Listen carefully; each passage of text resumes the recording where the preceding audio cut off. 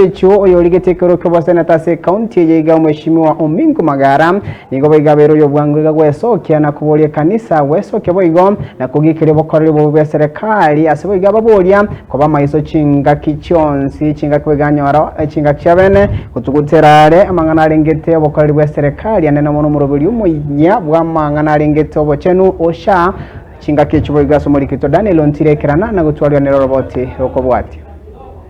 Kanisa Katoliki pia inaposikilia maadili ni kwamba hata ukiona makosa yakiwa katika serikali kuu wanakosoa serikali.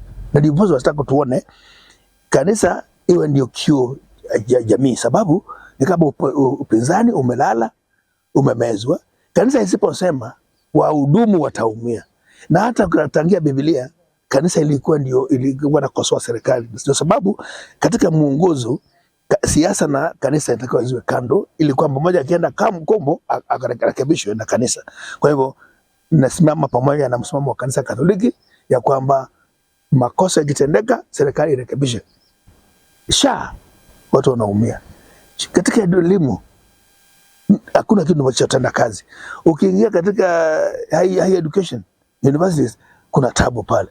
Ukiingia katika sekta zingine zote za uchumi wa Kenya hii iko tabu. Mimi kama mkulima wa ng'ombe kupata lisha ya ng'ombe gharama iko juu, hata ukiuza maziwa uweze pata hela.